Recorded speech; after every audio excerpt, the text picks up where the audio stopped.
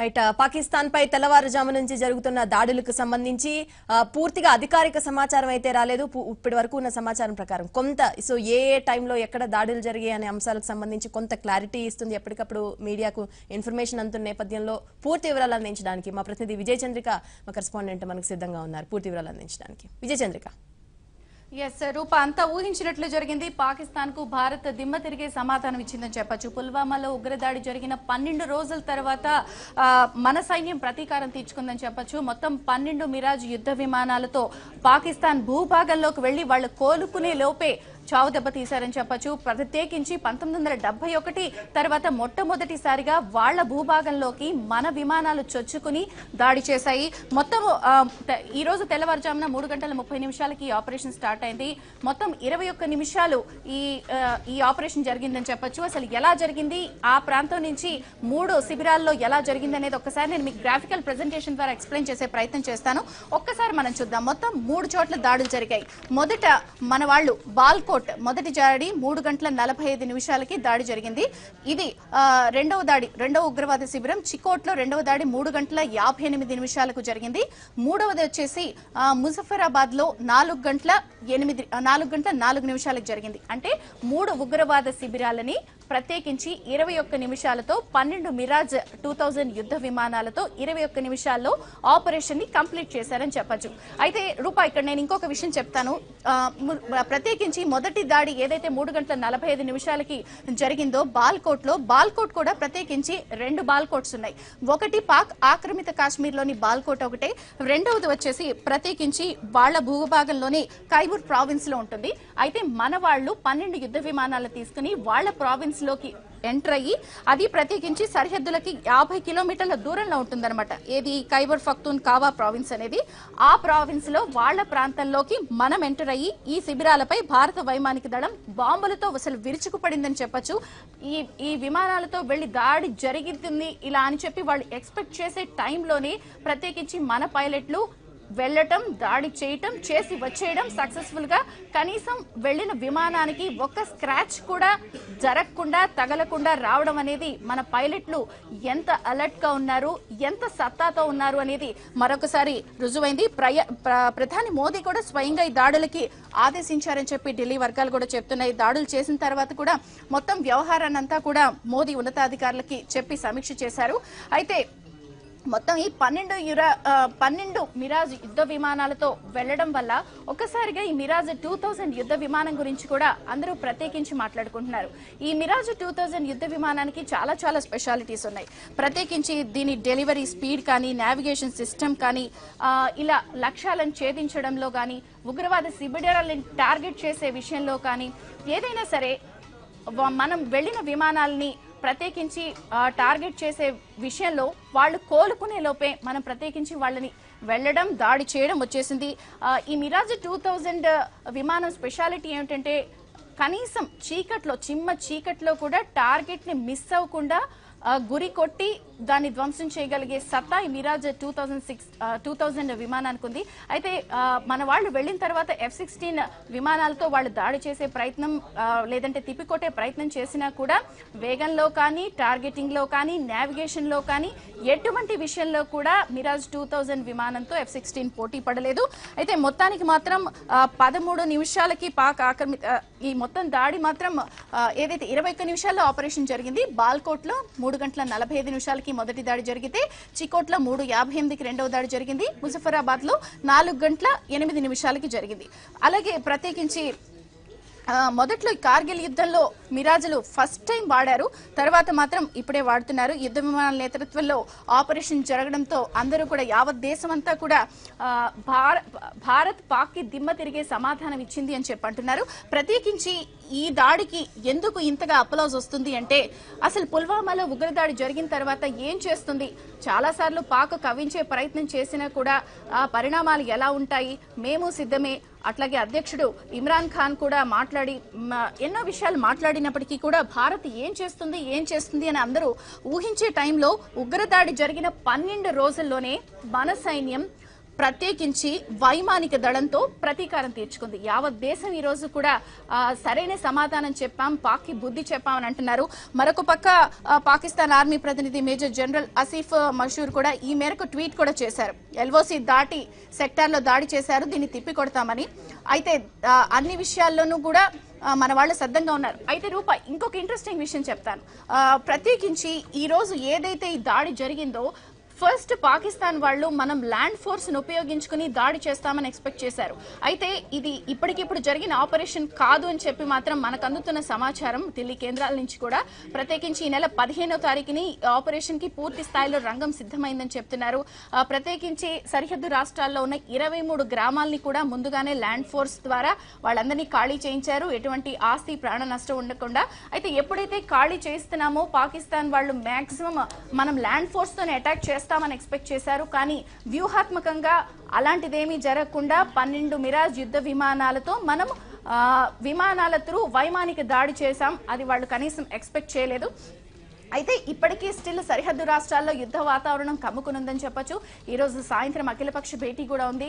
ఎటువంటి నిర్ణయాలు తీసుకుంటారు, వాట్ నెక్స్ట్ అని చెప్పొచ్చు. అయితే ఒక్క విషయం చెప్తాను రూపా, భారత్ పాకిస్తాన్ గనక పూర్తి స్థాయిలో నిర్ణయాలు తీసేసుకుని యుద్ధం వస్తే అప్పుడు పరిస్థితి ఏంటి, ఎలా ఉంటుంది అన్న దాని గురించి కూడా చాలా మంది మాట్లాడుకుంటున్నారు. అంటే అలాంటి పరిస్థితి గనక వస్తే అప్పుడు ఏంటి, మనకి వాళ్ళకి ఉన్న బలాబలగాలు ఏంటి, మనం ఎందులో బెస్ట్ ఉన్నాము, వాళ్ళు ఎందులో బెస్ట్ ఉన్నారు, మనం ఎందులో వీక్ ఉన్నాము అనేది కూడా ఒక 2-3 పాయింట్లు చెప్పే ప్రయత్నం చేస్తాను. ఎందుకంటే ఎటువంటి యుద్ధం జరిగినా కూడా అన్ని రకాలుగా మనకి ఫోర్సులు, సైనికుల సంఖ్య ఇవన్నీ మాట్లాడితే మాత్రం మన సైనికులు, త్రివిధ దళాలు అన్ని కూడా, రిజర్వ్ ఫోర్సెస్ అన్ని కూడా కలిపినా కూడా 33 లక్షలకు పైమాటే ఉంటాం. అదే వాళ్ళ సైన్యము, రిజర్వ్ ఫోర్సెస్ అన్ని కూడా కలిపితే కూడా 5 లక్షల రిజర్వ్ ఫోర్స్ సైనికులు ఉంటారు. అంటే ఈ లెక్కను చూసుకున్నా కూడా కంపారిటివ్ గా అటు అన్ని విషయాల్లో కూడా మనం ఎక్కువగానే ఉన్నాము. బట్ ఈ రోజు జరిగిన దాడికి సంబంధించి దేశవ్యాప్తంగా పాకిస్తాన్కి బుద్ధి చెప్పి సరైన సమాధానం చెప్పాం అని చెప్పి అందరూ మాట్లాడుకుంటున్నారు. మొత్తం 21 నిమిషాల్లో 3 ఉగ్రవాద శిబిరాల్ని స్పష్టంగా వాళ్ళు కోనుకునే లోపే దెబ్బతీసి అందరి చేత శభాష్ అనిపించుకున్నాం. Right, all right Vijaya Chandrika, thank you for the details. Right, దాడి జరిగిన ప్రాంతాలకు సంబంధించి పూర్తి వివరాలు అందించారు. సో ఎల్ఓసిలోనే కాకుండా, ఎల్ఓసిని దాటి పాక్ ఆక్రమిత కాశ్మీర్లోనే కాకుండా ప్రత్యేకించి భారత భూభాగంలో కూడా ఉగ్రవాద స్థావరాలపై భారత ఎయిర్ ఫోర్స్ విరుచుకుపడిన పరిస్థితులు అయితే మనం చూస్తున్నాం. సో పెద్ద ఎత్తున దేశవ్యాప్తంగా చర్చ జరుగుతున్న నేపథ్యంలో 2 దేశాలకు ఉన్న బలాబలాలు, యుద్ధ వ్యూహాలు కావచ్చు, సో సైనిక బలం కావచ్చు, అన్నిటిపైన పెద్ద ఎత్తున చర్చ జరుగుతుంది. రైట్, కృష్ణరావు గారు, సో ఇప్పుడు సార్ ఒక్క నిమిషం, ఒక కాలర్ కూడా మనకు సిద్ధంగా ఉన్నారు, చాలాసేపు నుంచి వెయిట్ చేస్తున్నారు. I forgot that's Hanuman Singh గారు, పబ్లిక్ కాలర్, హైదరాబాద్ నుంచి కాల్ చేస్తున్నారు. హనుమాన్ సింగ్ గారు నమస్తే అండి. నమస్కారం మేడం. నమస్తే అండి. జై హింద్. గర్వంగా ఉంది మేడం, గర్వంగా, చాలా గర్వంగా ఉంది.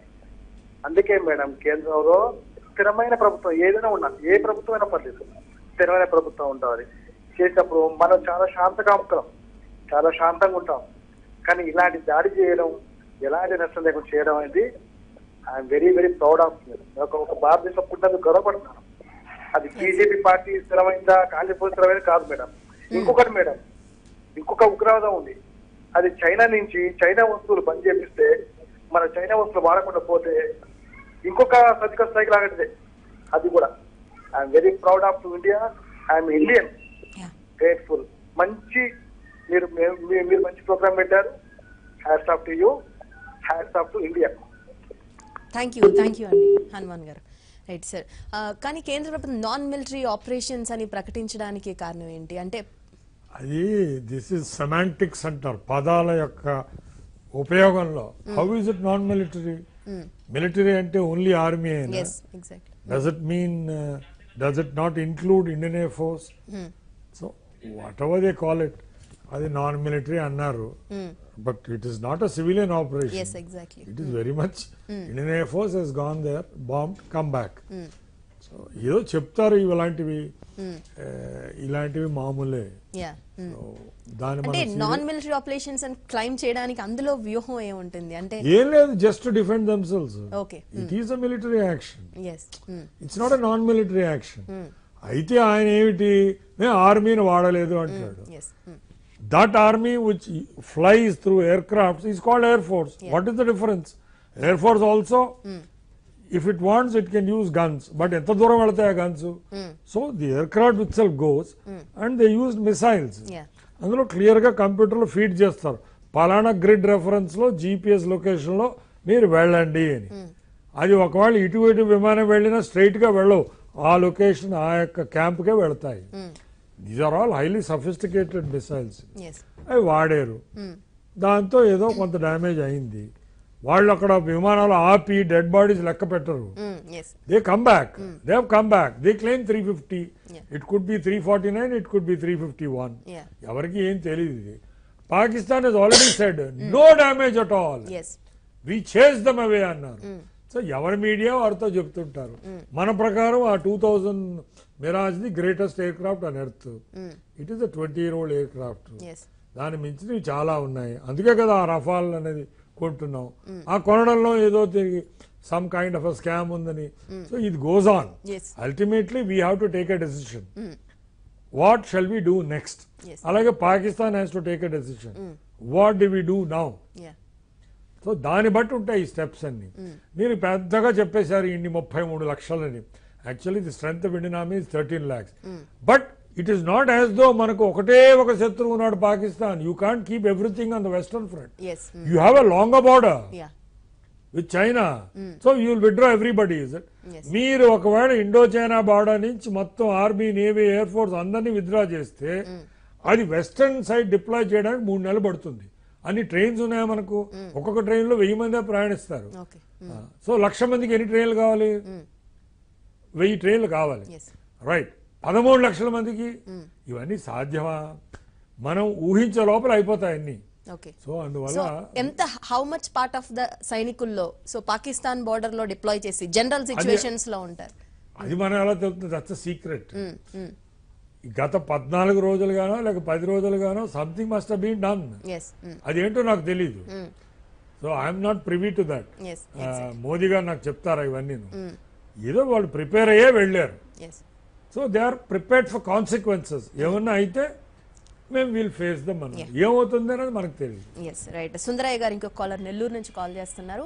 సుందరయ్య గారు నమస్తే అండి. నమస్తే మేడం. మాట్లాడండి. జై జవాన్. I'm very proud of our Indian army. Okay madam.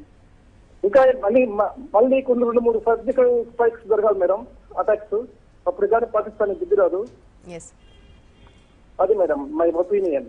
Okay okay Sundarayya గారు, రైట్. కృష్ణారావు గారు, సాధారణంగా ఇటువంటి పరిస్థితుల్లో ఆర్మీని డిప్లాయ్ చేయడం, వెంటనే డెసిషన్స్ తీసుకోదు, ఇదంతా చాలా కాంప్లికేటెడ్ స్ట్రక్చర్. సో పూర్తిగా సైన్యానికి ఏమైతే డెసిషన్ తీసుకున్నా దాన్ని ఇంప్లిమెంట్ చేసే పూర్తి స్వేచ్ఛ ఇచ్చామంటారు, కానీ అఫ్ కోర్స్ ఆల్ చాలా డిప్లొమాటిక్ డెసిషన్స్ ఉండదండి ఏ దేశంలోనూ. మచ్ లెస్ ఇండియాలో ఆర్మీ తనంతట తాను మీ యుద్ధం చేస్తామని చెప్పరు. That decision is taken by the cabinet. The union government has to take a decision.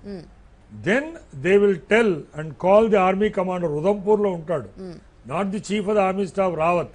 They will tell him, okay నువ్వు లాహోర్, నువ్వు ఈ బాలకోట్ ఇంతవరకు ఆక్యుపై చేయాలి, ఎన్ని లక్షల మంది చచ్చిపోయినా పర్వాలేదు అని ఆయన అడుగుతాడు.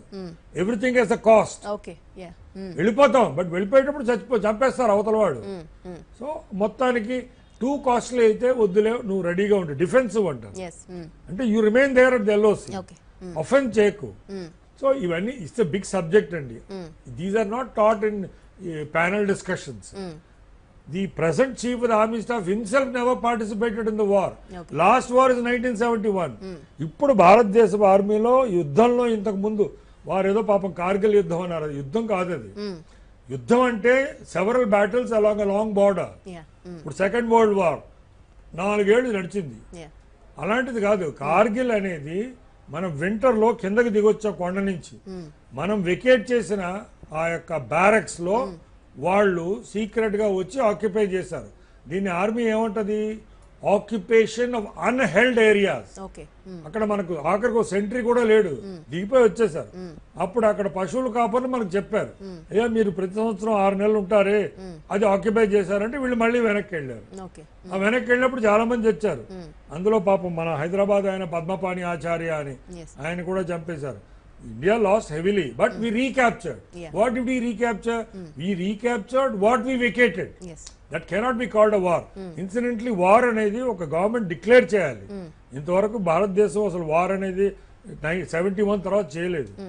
71లో కూడా మనం కాదు ఫస్ట్ స్టెప్ తీసుకున్నది. ఎస్ వెస్టర్న్ సైడ్ నుంచి పాకిస్తాన్ వాళ్ళ ఆర్మీ మనల్ని అటాక్ చేస్తే మనం సైమల్టేనియస్ గా 2 సైడ్లు యుద్ధం చేసాం. అందులో eastern side we were more successful yes and వాళ్ళు సరెండర్ అయిపోయారు. 93,000 మంది ఉన్నారు ఇంకా ఢాకాలో ఆ రోజున పాకిస్తానీ ఆర్మీ. Yeah. వాళ్ళు భయపడిపోయి సరెండర్ అయిపోయారు.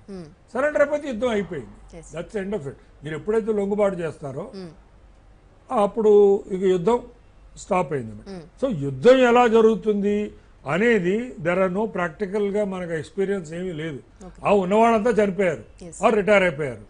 సో ఇప్పుడు ఎలాగా వీళ్ళు రియాక్ట్ అవుతారు? అప్పుడు యుద్ధం చేసిన ప్రైమ్ మినిస్టర్ కూడా చనిపోయింది, చంపబడ్డది. ఎవ్వరూ లేరు యుద్ధం అంటే పెద్ద ఎక్కువ తెలిసిన వాళ్ళు. అటు లేరు ఇటు లేరు. ఎస్ సో ఎవరికి తోచినట్టు వాళ్ళు ఏదో సలహాలు ఇచ్చుకుంటారు. ఇది ఏ పరిణామాలకు దారి తీస్తుంది మనకు తెలియదు. ఎస్ బట్ ఏదేమైనా యుద్ధం అన్న తర్వాత చాలా యొక్క వారు అన్నారు ఇందాక ఏమన్నారు అది వేరే క్యాజువాలిటీస్ అంటారు దాన్ని, ఏదో I forgot that word. Okay so అవి లేకుండా collateral damage, yes, yeah. Collateral damage లేకుండా ఉందన్నారు. We don't know whether collateral damage was there or not. Okay. ఎందుకంటే ఎయిర్ ఫోర్స్ ఒక బాంబు వేసినప్పుడు అది ఎంతమందికి తగిలింది? కేవలం ఈ టెర్రరిస్టులకే తగిలిందా? ఆ పక్కన ఉన్న వేరే వాడికి తగలలేదా అంటే అవుడు అయినో. సో ఇవి దీస్ ఆర్ ఆల్ ఎవరి సైడ్ ని వాళ్ళు గొప్పగా మాట్లాడుకోవాలి.